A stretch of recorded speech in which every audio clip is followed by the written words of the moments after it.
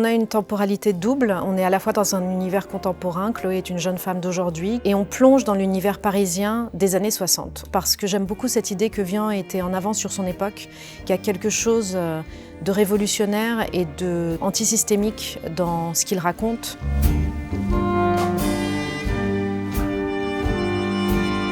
Avec cette invitation de l'Opéra de Lille, je suis revenue à l'Écume des Jours.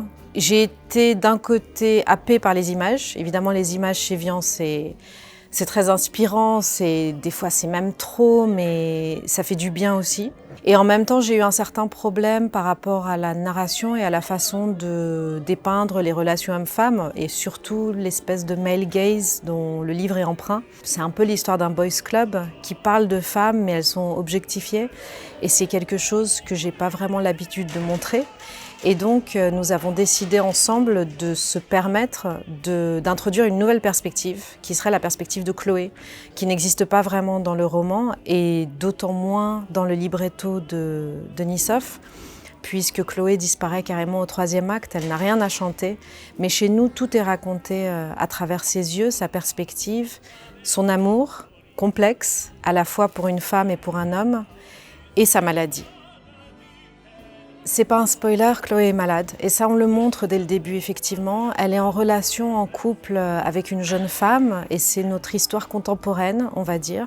Donc c'est cette jeune femme qui tombe amoureuse d'un jeune homme et qui est emportée dans un univers de jeunesse, de plaisir, de vitalité, en fait d'amour de la vie totale.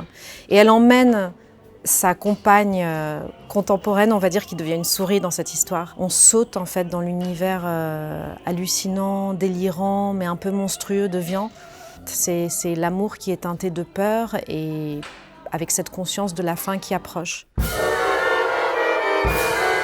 Alors l'univers surréaliste de Vian, c'est peut-être le plus gros défi parce que quand on veut être trop illustratif, il y a quelque chose qui disparaît un peu, qui devient trop concret presque.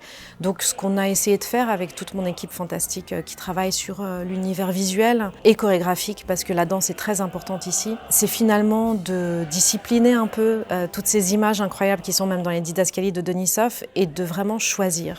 De choisir là où on attire l'attention, où on crée l'anxiété.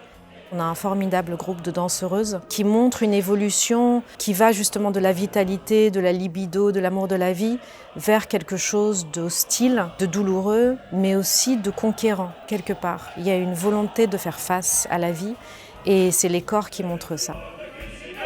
Dans l'Écume des Jours, il y a plein de genres de musique que Denisov a utilisés, mais ces genres comme le jazz, comme un peu de la musique baroque, de la musique de la Renaissance, les chœurs, la musique religieuse et les techniques qui sont entre le polyrythme, la polyharmonie. Vraiment, c'est très riche. Le dispositif de l'orchestre est très grand, vraiment. C'est très grand, c'est un opéra très spécial, et spécialement qu'on va trouver des instruments qui ne sont pas d'habitude dans l'orchestre symphonique. Par exemple les saxophones ou bien des guitares, la guitare électrique. Il y a même le clavecin qui nous ramène un peu aux musiques du passé, et il est utilisé parfois comme un peu des récitatifs si on prend les opéras de Mozart ou bien les opéras baroques. On voit que Denisov, même avec son choix des instruments qui sont dans l'orchestre, il a fait le choix en regardant le passé et l'histoire de la musique, même de la musique très ancienne jusqu'à aujourd'hui. Les chœurs a cappella sans l'orchestre et beaucoup d'instruments de percussion. Alors, beaucoup de percussion, même la batterie est là pour le jazz. Ça vaut la peine vraiment, si on a le temps, la chance, de revoir cet opéra la première fois pour voir, écouter, la deuxième fois pour entrer vraiment dans une autre dimension et permettre à cette musique de nous toucher.